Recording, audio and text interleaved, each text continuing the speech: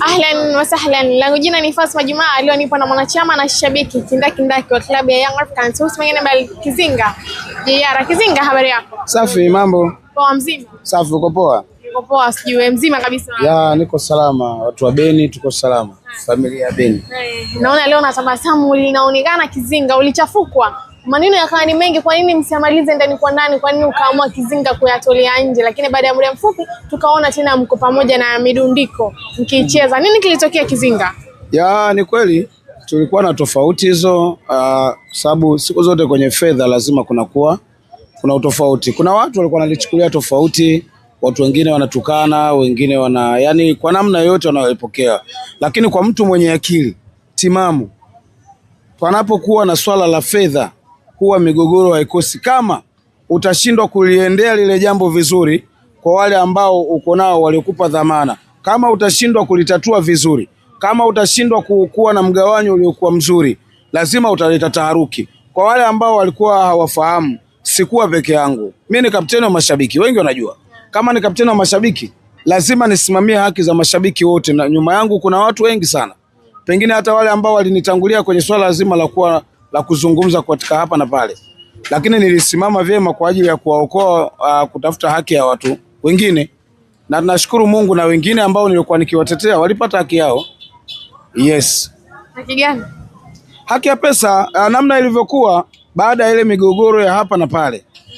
Tuwashukuru sana viongozi wetu, kwa sababu ndo walezi wetu sisi, ndo baba zetu sisi.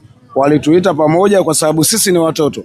Ni ugomvi wa ndani ya familia, lakini ulikwenda mbali sana, ukaenda mpaka nje. Umeelewa? Lakini baada ya hapo, wazazi wetu, baba zetu, viongozi wetu walituita pamoja, akiwemo mratibu mkoa, msemaji wetu Ali Shabani Kamwe, pamoja na watu wa idara ya wanachama na mashabiki. Lugola alikuwepo kama mwakilishi pekee katika nafasi ya mkurugenzi, na mambo mengine mengi, na viongozi wengine, kwa ajili ya kuweza kulizungumza hili jambo, kuona ni wapi ambapo tunatakiwa tukae sawa na hili likoje, wawape maelezo hata viongozi kwa nini familia moja inagombana, shida ni nini. Lakini walikuwa wameshaambiwa wanatakiwa waje na baadhi ya vitu ambavyo viongozi watavitaka, na ni kweli walikwenda na vithibitisho pale. Sababu kwanza ieleweke wazi, ule mchezo uliochezwa ulikuwa ni mchezo wa dabi ya mashabiki, wale ambao wamekuwa wakizungumza sana mitandaoni. Unaniona mimi nazungumza, je, na uzungumza mpira mali mguuni ipo? Na kuwa na msema Elie Mpanzu Kibisawala na gongesha miamba ni mbovu, mali mimi ipo? Sio mali mdomoni, mguuni hamna kitu. Kisugu anavyozungumza sijui nani, mali ipo? Mandala anavyopiga kelele pale, angepiga hivi, angefanya hivi. Prince Dube, wewe mali mguuni ipo? Ilikuwa ni mechi yetu sisi, na sisi wachezaji waende wakatuone. Ndio maana ulimsikia Dennis Mkane anasema leo nitakuwa naangalia mashabiki wa Yanga, atakayekosea na mimi nitazungumza kwenye vyombo vya habari ni mlaumu. Ilikuwa ni ya kwetu sisi, ni dabi ambayo ilikuja kuteka hisia za walio wengi. Tunashukuru wakati tunaanza maandalizi ya ile mechi hakukuwa na zawadi wala pesa ya aina yoyote, lakini kwa kuwa ule mchezo uliteka hisia za mashabiki wengi, hapo ndipo ilipokwenda kumgusa mpaka tajiri, rais wa Dar City, timu ya kikapu, akajitokeza mazoezini, akawaona Simba pale Kines, akawapatia milioni 5, katuona na sisi akatupatia milioni 5, akasema hiyo ya maandalizi, lakini bado kuna mzigo mzito kwa bingwa milioni 20 atakayeshinda. Basi tulivurugwa katika kwenda kufanya maandalizi. Tumefanya maandalizi makubwa sana. Siku ya kuamkia mchezo tumefanya mazoezi. Siku ya mchezo tumefanya mazoezi asubuhi katika viwanja vya Mwembe Yanga. Baada ya hapo tukaingia kambini kwa ajili ya maandalizi ya kuelekea kwenye mchezo. Tumetoka hapo tumekwenda moja kwa moja na msafara mkubwa wa gari 3 pamoja na vigoma 2 mpaka KMC tukashiriki mchezo. Ule mchezo sisi tulifungwa, si ndio? Bingwa alikuwa ni Simba ambaye alistahili kupata milioni 20. Kabla ya huo mchezo tulipewa mchanganuo, jamani, kama tutashinda hii mechi milioni 20 tutakazokuwa tumepata, mgawanyiko utakwenda kama ifuatavyo. Wale ambao ni wachezaji wameingia kambini, wachezaji 20 watajipatia fedha nyingi kidogo kuliko hawa ambao hawatakuwa wameshiriki katika kuingia kambini na mambo mengine, ila hawa watapata kiasi kadha wa kadha, kila mtu atapata kwa kubaliana. Tunakwenda kwenye mchezo tukafungwa na Simba, ina maana hapo bingwa ni nani? Sisi hatuna hata 100, si ndio? Lakini msemaji wetu Ali Shaban Kamwe kwa huruma yake na mapenzi yake kwa vijana wake akaenda kutuombea na sisi bana, vijana wangu nao wamevuja jasho na waachaje sasa tajiri. Akamwambia basi, anamwambia hata milioni 10 hata inawatosha. Akamwambia sio tu 10 na kutieni 20 na nyinyi. Tukapokea 20 pale, msemaji anaipokea. Baada ya harakati zote, msemaji anaingia kwenye gari, anampigia simu Nabii Meja. Nabii Meja hapatikani kama kiongozi mkuu. Anamuita mtu mwingine kiongozi anaitwa Baba Yanga, njoo. Anamkabidhi ule mzigo, nenda hotelini. Kuna wengine hotelini hawakuja, tulishiriki nao. Wao walivyomaliza mechi wakaondoka. Baada ya kuondoka sisi tumekwenda hotelini, ndo anakuja Godi kugawa fedha. Sasa alivyokuwa anagawa zile pesa, alichokosea Godi ni kutokutupa taarifa ya msemaji na semaji juu ya zile fedha, na atuambie kwa nini sisi tumepata na wakati sio mabingwa. Godi alivyofika, alifika anagawa pesa kwa kila mmoja 200,000, 200,000. Tukiangalia tuliokuwa pale tulikuwa wachache, tukaanza kuhoji kwa nini hivi. Tulikuwa tunatofautiana majibu. Sasa namna ya kutofautiana, kwa sababu kwanza tulikuwa wachache pale hotelini kama watu 35. Basi hapo ndo tulipoamini kwamba sisi tulioko hapa 35 mgawanyo wake sio 200,000, ni zaidi ya 200,000, na kama tulivyokubaliana atakaingia kambini sisi tumelala kambi. Sasa shida nini hapo? Katika kuuliza ndo tulipishana hapo kwenye majibu na kwenye kuelezana na kueleweshana. Alishindwa kutuelewesha vizuri, lakini tukawa tumetofautiana hapo, ndo ikaja kuzaa ile taharuki. Lakini taarifa ikatoka vizuri sana. Baada ya taharuki kwa imepita, taarifa ikaja ambayo ilikuja kufafanuliwa na msemaji wetu. Baada ya kuwa sisi tumeitwa na viongozi, ndio ikaja kuelezwa sasa kwamba hii fedha sisi sio mabingwa. Bingwa wa hii fedha ni Simba. Kama yeye ni bingwa, ina maana sisi mipango yetu ilikuwa tukishinda tukiwa bingwa, jasho tulilotoa tutagawana tofauti, si ndio? Sasa kwa sababu hichi kiwango mimi nimeomba kwa aliyetoa pesa kwa mshindi, tumemuomba sisi ili na nyinyi mpate. Baada ya kuwa imepatikana, mimi nimewakabidhi fedha, nikamwambia nendeni mkahakikishe mnagawa sawa kwa kila aliyeshiriki tukio lolote, hata la kubeba maji. Basi kiongozi alikuja kugawa kutokana na maagizo aliyokuwa ameagizwa. Nafikiri nitakuwa nimeeleza vizuri, nimeeleweka. Tulikuwa wachache pale. Okay. Kabla tujafika mbali, baada ya hili tukio maneno yalikuwa ni mengi mtandaoni, watu wanasema kwamba kiangalia klabu ya Yanga ina kadi ya wanachama na kuna wanachama ambao wanalipia ile kadi. Baada ya kufuatia hili tukio ambayo imeonekana kama nyie mnalipa sasa na viongozi hao wengine watakuwa wanajisikiaje? Ndio nakwenda kuwajibu sasa. Nimalizie kipande hichi kidogo. Baada ya kuwa limetokea hilo, Ali amelifafanua vizuri. Kilichofuata ilikuwa ni nafasi ya wale ambao tulikuwa tunawasema na kuwatilia mashaka kama viongozi, akiwa Godi na Peter Baba Yanga. Walitoa mrejesho wa majina ya watu wote ambao walikuwa wamepata. Majina yalikuwa 97. Katika yale majina 97 ni watu watatu ambao walikuwa bado hawajapewa, na wote hao walileta malalamiko kwangu, na wengine walikuwa ni wachezaji, na nilifikisha malalamiko yao pale mbele ya meza.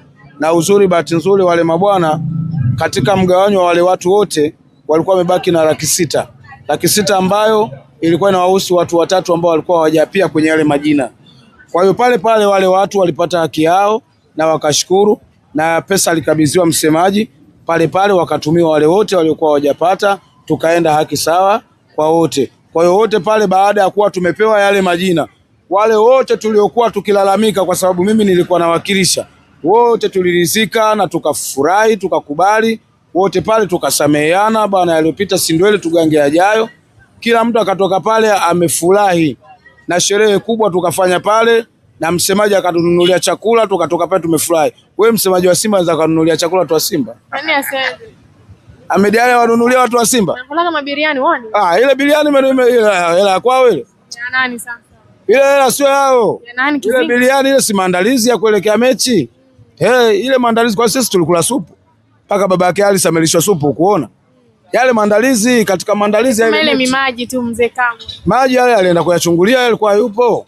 Kama wao wamelishwa mchanga, wakaambiwa kwamba ni biliani, tutajuaje?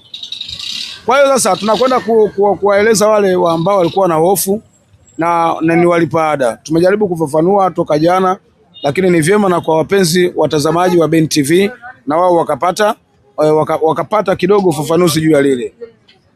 Tuzungumzie kuna hili la mezuka kwa hivi sasa kupitia Jimmy Kindoki ambaye amesema kwamba Nabii Meja yeye sio Yanga, maana alituaminisha kwamba amehamia Yanga. Basi na Jimmy Kindoki akasema kwamba yeye sio Yanga, anakuja tu kama kuwatumia, anatumika na mashabiki wa Simba. Namna gani, vipi kwa upande wako hili la Nabii Meja? Kwanza hatujamaliza la kuhusu wanachama na mashabiki wanaolipa ada. Ni vyema tuwamalize kwanza hawa, tuwaeleze kiundani zaidi, kisha twende hili kwa hili jambo la Nabii Meja. Swala la kuhusu wanachama ambao wamekuwa wakilipa ada zao na wakiona kwamba kuna hichi kikundi cha Yanga influencer, maybe viongozi wanawalipa hawa, wanawatumia hawa kwa namna moja ama nyingine, tuwaambie tu ukweli kwamba tumesema na tunaendelea kusema kwamba hili kundi la Yanga influencer ni kundi ambalo ni la kusapoti timu yetu ya Yanga. Ni kundi ambalo halihusiani na swala lolote la kifedha la klabu. Ni kundi ambalo linajiendesha lenyewe, sababu vipo vikundi kama vikundi vingine. Yanga influencer ni kikundi kama vikundi vingine ambavyo vimekuwa vikisapoti timu kwa gharama zao wenyewe. Tunakwenda sehemu mbalimbali huku tukijisapoti wenyewe, lakini sio tu hivi hivi. Vikundi vingi sometimes huwa vinaweza vikatafuta hata wadhamini. Kwa mfano kama Yangzi, Yanga on Fire, kikundi cha Nyuki, na wao mara nyingi wamekuwa kisafiri kwenda popote ilipo timu kwa gharama zao wenyewe. Sawa? Lakini wakipata support kutoka kwa watu mbalimbali, wadau pamoja na wadhamini, huwa wanakwenda. Na sisi pia tuko hivyo. Sisi tunakwenda kwa sababu tunatumia gharama zetu na kudhaminiwa. Tuliomba viongozi watusaidie katika lile swala, ilikuwa ni kwa sababu ya kutafuta amani baina yetu sisi kwenye ule mgao wa fedha. Lakini wewe ambaye unafuatilia, tambua ile pesa ilikuwa haihusiani na Yanga, na lile jambo lilikuwa halihusiani na Yanga. Lile lilikuwa ni la mashabiki wote ambao wamekuwa wakizungumza mitandaoni, lakini lilikuja likasapotiwa na viongozi wa serikali, nao walipenda, ndio maana wakaongeza nguvu katika lile jambo, ili Watanzania wapate burudani, wamuone Kobe Sigolini, wamuone Msalamu Kitambi, wamuone Godi Yanga, wamuone Kizinga, wamuone Baraka. Hawa wamekuwa wakiwasema wachezaji, je, na wao tuwaone zamu yao, mali zipo? Ilikuwa ni mechi ambayo haikutangazwa fedha yoyote, imekuja kutoka pesa, mwisho mdau ndo kaitoa. Kama mdau kaitoa fedha yote hiyo, sisi tunahitaji mgao ambao ni sawa, tusilalamike. Kama umeona mimi nalalamika mitandaoni kwa sababu unanifahamu mimi ni shabiki wa Yanga, lakini sijaihusisha klabu ya Yanga. Kwa hiyo wewe unatakiwa uelewe, fedha zako unazolipa wewe ada ziko kwenye mikono salama, hazijatumika kwa mtu aina yoyote, na wala usije ukaingiza hivyo vitu. Fanya mambo yako ya kuhusu malipo ya ada, lipia ada yako, kata kadi yako, kila kitu kiko salama. Viongozi wanauelewa wa kutosha, hawawezi kuja kutoa fedha zao kwa sababu ya mchezo wa hisani ya mashabiki. Nimemaliza, tuendelee. Twende kwa la Meja. Swala la Meja mimi nimekuwa nikiliona kama nimekuwa nikilisikia na kuliona kama ilivyo ada. Umeelewa? Lakini kuna vitu unaweza ukazungumza. Kwa mfano kama jana nilizungumza kuhusiana na Nabii Meja. Lakini namna nilivyokuwa nazungumza nilikuwa bado sijajua kwamba nini kiko nyuma ya Nabii Meja, nini amefanya. Kwa hiyo kitu alichokifanya Nabii Meja, Jimmy Kindoki alichokuwa analalamika, malalamiko yake yana ushahidi wa kutosha ndani yake kwamba kuna makosa aliyafanya Nabii Meja. Kwa hiyo sasa kwa kuwa bado sijawa na uhakika ya makosa aliyofanya Nabii Meja ambayo amefanya watu wakamwataki, ni vyema sasa ukimpata Nabii Meja muulize, Nabii Meja, Jimmy Kindoki anakushambulia kwa kutokea winga ya pembeni, Nabii Meja umefanya nini? Na ikiwa wewe na Jimmy Kindoki mlikuwa kundi moja la Yanga influencer, atakwambia. Shida inakuja sehemu moja, hata kwenye huu mgogoro wa kipesa. Kumbuka kiongozi mkuu wa yale maswahala kwa upande wa Yanga alikuwa ni Nabii Meja. Sasa kama kuna jambo liliharibika sana, liliharibika kwa kupitia winga kwake yeye, yani kwa kupitia kwa Nabii Meja. Sio kufungisha lile goli, hapana. Hata kwenye hii migogoro ya kifedha nayo mikubwa sana, nayo ilipitiana kwake yeye. Kwa hiyo sasa kwa hiyo sijajua kwamba ni kipi ambacho alikikosea zaidi mpaka kuja kusababisha hiyo taharuki kwenye upande wa Yanga. Kwa hiyo sasa mengi anayo yeye, na kwa namna ambavyo nilisikia ni kwamba haiko shida ambayo ilifanyika kwa upande wake. Shida gani? Ndio maana nimesema iko shida. Ukimuona Nabii Meja unaweza ukamuuliza kwamba umesikia mpaka hivi sasa. Mimi nimesikia ni kuhusiana na migogoro ya kifedha ile. Migogoro ya kifedha, yes. Kwamba naye pia anatakiwa kwenda kuzitoa hesabu, kwa sababu na hata yeye kuna baadhi ya fedha naye pia wanasema walimkabidhi, alipewa. Kwa hiyo anatakiwa naye kuwaeleza kwamba aligawa vipi, alifanyaje, kwa sababu mgao ule haukuwa. Kwenye kikao yeye hakuwepo. Hakufika. Aliogopa kwa sababu ya kuhofia usalama wake, lakini usalama ulikuwa wa kutosha. Na hapo ndipo ambapo amewafikirisha kwa nini hajatokea, naye ni moja kati ya viongozi. Kwa sababu moja kati ya vitu ambavyo unaweza kuona ni vya heshima sana. Ali baada ya kupokea ile fedha milioni 20, wa kwanza kumtafuta ni Meja. Unaweza ukaona ni thamani kubwa ambayo alipewa. Baada ya kuwa hapatikani ndo akapewa mtu mwingine, kiongozi namba 2. Kwa hiyo Nabii Meja alitakiwa kuhusika pale, na moja kati ya vitu ambavyo viongozi hawakuvipenda, kwa nini yeye hajafika pale kwenye kusuruhisha ule mgogoro. Kwa hiyo hata yeye pia anahusishwa katika swala la migogoro hii. Kwa sababu hiyo, kama kiongozi unatakiwa ufike utoe maelezo, mgawanyo wa fedha ulikuwaje. Umeona, kwa sababu hao wamewakilisha majina ya watu 100 ambao wamepokea fedha hizo milioni ngapi? 20. Lakini kabla ya 20 kuna milioni 5, lakini kabla milioni 5 kuna milioni 2. Umeelewa? Kwa hiyo kuna milioni 7 ya awali kabla kufika kwenye milioni 20. Hasa ile milioni 7 unatakiwa uende ukawaambie viongozi umegawanya vipi. Sasa ule mgawanyo wa milioni 7 ule ulipita kwa Nabii Meja. Kwa hata yeye anala kujibu katika ule mgawanyo wa milioni 7 kwamba ile fedha ameigawa vipi. Hawa wa milioni 20 sisi wameturidhisha na tukafurahi, safi. Bado yeye anatakiwa awaambie Watanzania au awaambie viongozi wa Yanga kwamba wewe kama mtu ambaye tumekupokea Yanga, hii pesa umeigawa vipi. Kwa bado kuna mrejesho anatakiwa yeye akautoe. Ndio maana unaona mashambulizi yanatokea winga kushoto mpaka winga pembeni. Tumalize na hii, Tanzania imeweza kufuzu hatua ya raundi ya 16 kwa mara ya kwanza AFCON. Tuendelee kuiamini timu yetu ya Defense Stars, pengine tubaya katika nchi ya haki. Sana. Kwanza nitumie nafasi hii kuwapongeza sana TFF. TFF tunawapongeza kwa sababu ndio walifanya maandalizi makubwa sana ya kikosi chetu. Kwa kushirikiana na mwalimu kuita wachezaji ambao wanawaona hawa ni maaskari wake, wanaweza kumsaidia. Lakini pia nimpongeze sana Miguel Gamondi, benchi lote la ufundi la timu ya taifa kwa namna ambayo amefanya. Sababu kwanza ni kuamini katika uwezo wake na kuamini katika wachezaji ambao alikuwa nao. Ameweza kumpatia nafasi kila mchezaji ambaye alikuwa anaona anastahili kupewa nafasi. Unaweza ukaona mabadiliko mara baada ya golikipa kuumia, lakini hata mchezo wa jana golikipa alikuwa yupo ndani. Umeelewa? Golikipa alikuwa ndani lakini hakucheza. Lakini licha ya hapo unaweza ukaona namna ambavyo amefanya mabadiliko ya kumweka Dickson Job kucheza namba 2 lakini Haji Mnoga akicheza namba 7.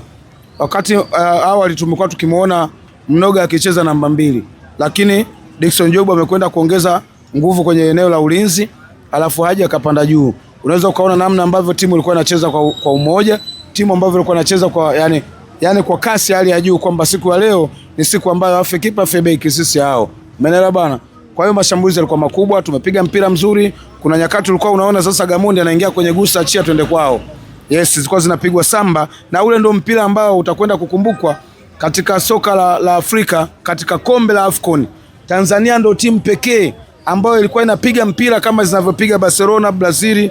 Yani zile timu ambazo unaona ikigongwa moja hapa inapigwa pale kwa nafasi. Tanzania, nenda kafuatilia mchezo ule. Tunisia akapigwa pasi. Kuna muda zilikuwa zinapigwa zile gusa achia twende kwao. Gusa achia. Zimepigwa takriban pasi kama 10 hivi. Mpaka Watunisi wenyewe walichanganyikiwa. Kwa hiyo ni timu ambayo ilikuwa inaonekana na vijana wenye umbo dogo lakini wanapiga mpira wa chini. Na hiyo ndio falsafa ya Miguel Gamondi. Tuwapongeze sana. Tuwaambie wa Tanzania, ukistaajabu kuona tumepita kwa sababu ya Best Loser na ukatubeza, kaa ujiulize AFCON iliyomalizika Best Loser alikuwa nani? Ivory Coast. Nani bingwa? Ivory Coast. Amini Tanzania tunaenda kuchukua ubingwa. Sisi ndio loser. Best Loser. Asa Best Loser kwa mara ya pili anaenda kuchukua ndoo. Wewe unasemaje? Watanzania tumefurahi sana kwa msaada wa Faisal Fetoto Feila Sufi. bunduki la hapa na Kawe. Bunduki la hapa na Kawe linamfanya golikipa alale yo. Taifa Stars oye. Kizinga, kuna hili la Usimba na Uyanga ambao lipo kwa hivi sasa, pengine linachangia timu yetu ya Taifa Stars katika mambo kama haya, kwamba tuliona maneno ni mengi kipindi Gamondi anapanga kikosi chake, wengine wanasema angeanza sijui Kibu Denis, wengine angemuingiza Morris Abraham. Hiyo ni sifa yetu wa Tanzania. Ukimsikia mtu anasema hivyo, wala hata usimlaumu, kwa sababu kila nchi, kila sehemu kuna vile vitabia na asili ya vitabia. Sawa, sisi wa Tanzania asili yetu ndio hiyo ya kuwa wewe Kizinga unajiona wewe ni kocha, kusema kwa nini kocha hakumtumia Miguel Gamondi, na ni kwa nini kocha hakumtumia Kibu Denis, kwa nini kocha hakumtumia Shomari Kapombe kucheza beki namba 2, si umeelewa? Kwa nini hakumtumia Morris Abraham? Kwa nini kocha hajampanga mchezaji wa Simba mpaka sasa hivi hata mmoja? Kwa nini? Hilo ni tatizo ambalo tuko nalo, tumejaliwa na Mungu matatizo hayo. Tumejaliwa na Mungu tumejaliwa matatizo hayo na Mungu, kwa sababu tunataka kuingia kwenye majukumu ya mwalimu, ikiwa sisi sio professional yetu. Mwalimu ndo anaangalia kwamba huyu ni mzuri wapi, huyu ni mzuri wapi. Mfano mdogo tu, una Yusuf Kagoma Feti, una Yusuf Kagoma, sawa, una Alphonse, sawa, Mabula, wewe unaondoka na nani? Unaondoka na Mabula kwa sababu kazi ya Mabula kazi chafu. Kila mchezo aliokuwa anacheza Mabula alikuwa anakichafua, sawa. Una Haji Mnoga, una Shomari Kapombe, unakwenda na nani? Ubora wa Haji Mnoga sio tu beki namba 2 mpaka winga. Kwa hiyo tusiingie kwenye hayo, ndio maana mwalimu amekuwa nawapa nafasi wachezaji tofauti tofauti. Kuna mechi ya kwanza ile, kama sikusahau, mpaka Kibu Denis alicheza, si ndio? Mechi nyingine ya jana, kwanza Kibu Denis alicheza, ni mechi ya kwanza anaingia na mpira unaisha, alicheza kikubwa. Hata kama hujagusa, ukishaingia kwenye historia, kwa nini jana kocha amefanya sabu ya Shomari Kapombe na wakati mpira umeenda kuisha? Makocha wote duniani wakubwa wanaweza kuzifanya hizo sabu. Tuwaombe tu wa Tanzania, tunachotakiwa kukifanya ni kuisupport timu yetu ya taifa. Hili ndo taifa ambalo Mungu amekuweka hapa. Mshukuru Mungu kwa kuzaliwa Tanzania. Leo hii Tanzania hii tunapata wageni wengi sana. Yaani mtu kipindi cha likizo anakuja Tanzania, anakuja kufanya nini? Kwa sababu ni nchi ambayo ina utulivu na amani.